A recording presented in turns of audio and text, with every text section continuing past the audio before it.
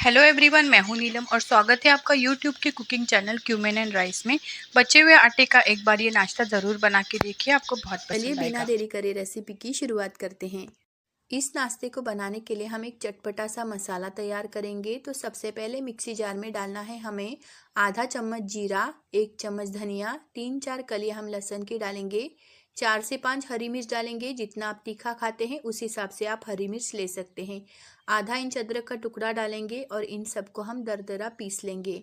तो देखिए यहाँ पे मैंने कुछ इस तरीके से इस मसाले को दरदरा पीस लिया है।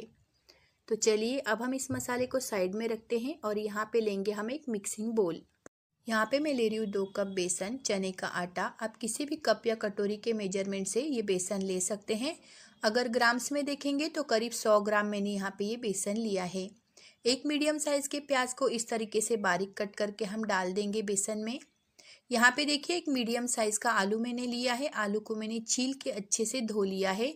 इसको इस तरीके से कद्दूकस करते हुए हम इस बेसन में डाल देंगे।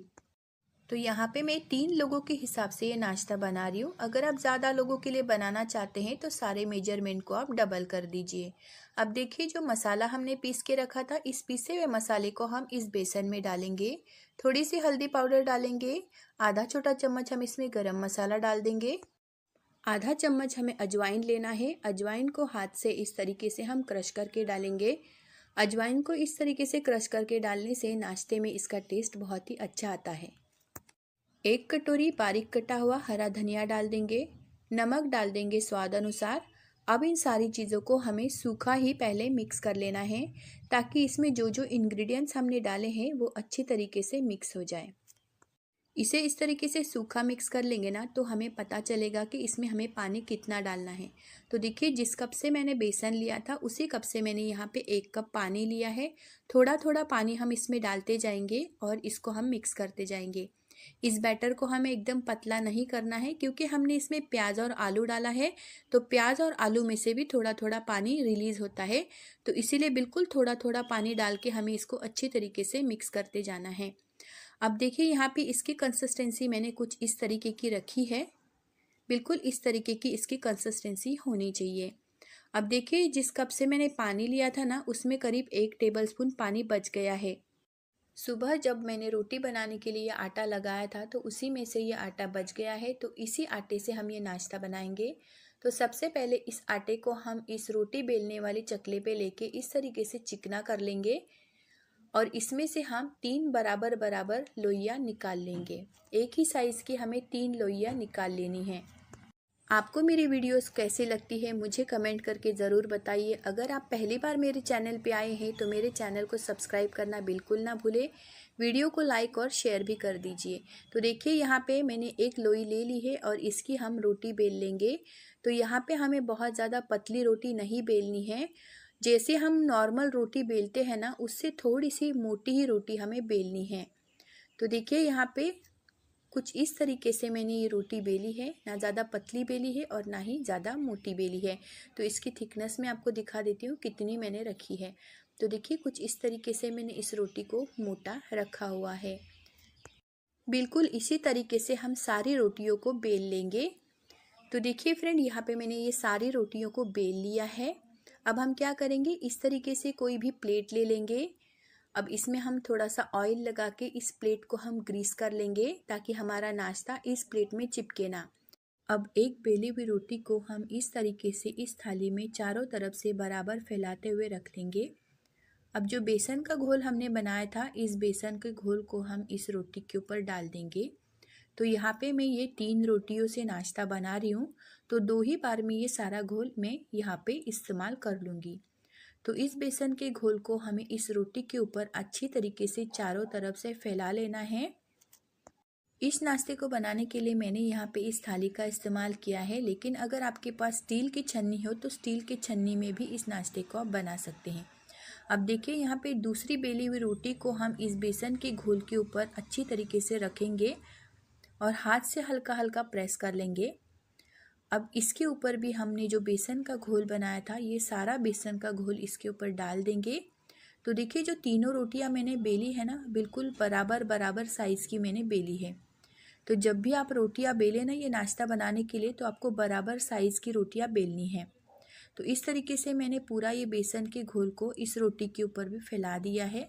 अब इसके ऊपर रखेंगे हम ये तीसरी बेली हुई रोटी। तो इसको भी इस तरीके से बराबर से हमें रखना है, चारों तरफ से एकदम बराबर करते हुए हमें इसे रखना है और हाथ से इस तरीके से हल्का हल्का प्रेस कर लेंगे।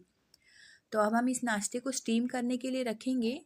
तो गैस पे पहले से ही मैंने ये कढ़ाई रख दी थी, इसमें मैंने करीब 2 ग्लास पानी डाला है और ये स्टील का स्टैंड भी रख दिया है। पानी में अच्छे से उबाल भी आ चुका है। अब ये नाश्ते की प्लेट हम इस कढ़ाई में रख देंगे, बराबर करते हुए हमें रखना है।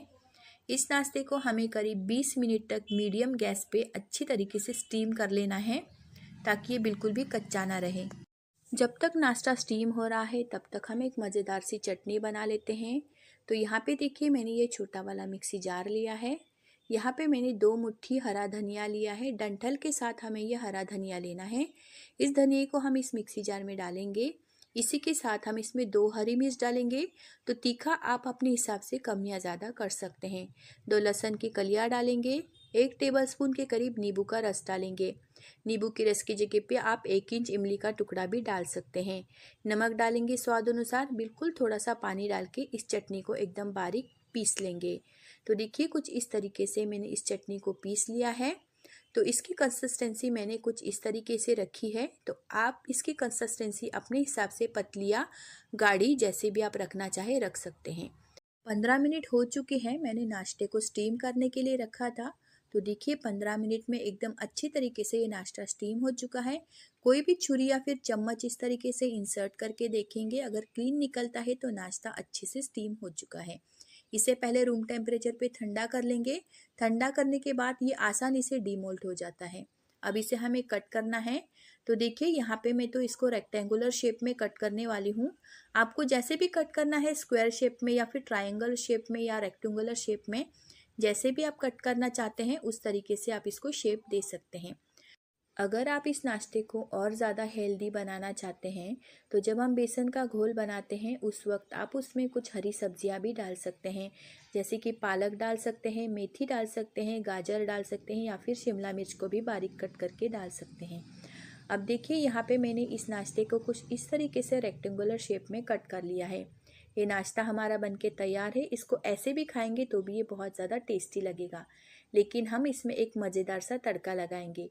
तो तड़का लगाने के लिए सबसे पहले गैस पे एक पैन रखेंगे। 2 चम्मच तेल डाल के उसमें आधी छोटी चम्मच सरसों डालेंगे।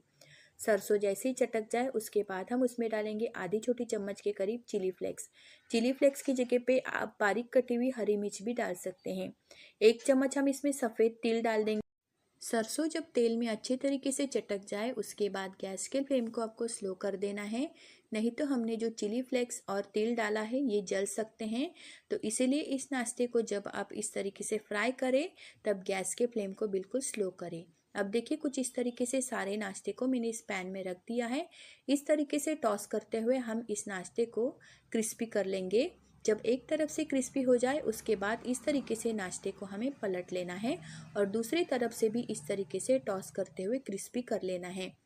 बारीक कटा हुआ हरा धनिया डालेंगे हम 1 मुट्ठी भर के। अच्छे तरीके से इस नाश्ते में हरे धनिए को मिक्स कर लेंगे। तो देखिए यहाँ पे ये नाश्ता हमारा बन गया है। अब इसे गर्मा गर्म हम प्लेट में सर्व करेंगे। जब आप इस नाश्ते को आपके घर में बनाएंगे ना तो सबको बहुत ही ज़्यादा पसंद आएगा, क्योंकि जब मैंने इसे मेरे घर में बनाया था तो सबने इसे बहुत ही ज़्यादा पसंद किया था।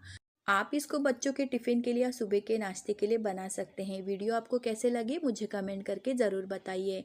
वीडियो को लाइक और शेयर ज़रूर करिए। चैनल को ज़रूर से सब्सक्राइब करिए, बेल आइकन को प्रेस करिए ताकि ऐसे ही नई नई वीडियोज़ की नोटिफिकेशन आप तक पहुँचती रहे। Thanks for watching. Bye friends.